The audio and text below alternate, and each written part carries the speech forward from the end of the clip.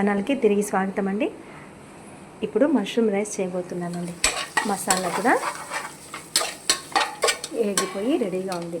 ఈ మసాలాలో ఏమేమి వేసానంటే ఎర్రగడ్డ తరిగి, ఈ పచ్చిమిరపకాయలు తరిగి పెట్టుకున్నాను. ఫస్ట్ నూనె వేసి, నూనెలో కొంచెం నెయ్యి వేసి, చెక్క, లవంగం, రాతి మొగ్గ, మరాఠీ మొగ్గ లేదండి, అవి వేసి కొంచెం అవి వేగిన తర్వాత ఎర్రగడ్డలు, పచ్చిమిరపకాయలు వేసాను. ఇవి కూడా కొంచెం రెడ్డిష్గా వచ్చిన తర్వాత అల్లం, తెల్లగడ్డ, కొత్తిమీర ఇవన్నీ కలిపి మిక్సీ పట్టి పెట్టుకున్నాను.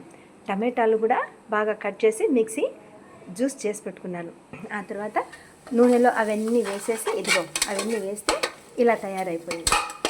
ఇప్పుడు దీంట్లో మష్రూమ్స్ వేసి కొంచెం దూరగా వేయించాలి. మష్రూమ్స్ వేసానండి. మష్రూమ్స్ వేసి ఒక 3-4 మినిట్స్ ఇదిగో ఇలా వేయించాను కదా, ఇవి బాగా ఇలా వేగిపోయాయి. ఇప్పుడు దీంట్లో వాటర్ వేసేద్దాం. 1 బియ్యము, 2 నీళ్ళు.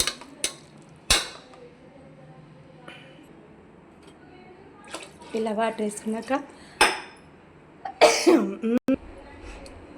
సాల్ట్ వేసేసుకుందామండి.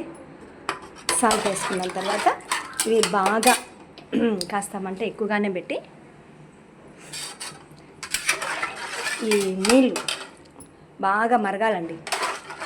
బాగా మరిగిన తర్వాత దీంట్లో బియ్యం వేయాలి. ఎలా వచ్చిందో చూసేద్దామా. మష్రూమ్ రైస్ బాగానే వచ్చిందండి. నేను అసలు కుక్కర్లో ఎప్పుడు చేయలేదండి, ఫస్ట్ టైం కుక్కర్లో బిర్యానీ చేశాను. నేను మామూలుగా ఎప్పుడు డేక్షాల్లోనే చేస్తాను, గిన్నెలోనే. ఈరోజే కుక్కర్లో చేశాను. చూద్దాం ఎలా వస్తుందో. బాగానే వచ్చిందండి. స్మెల్ కూడా బాగుందంట.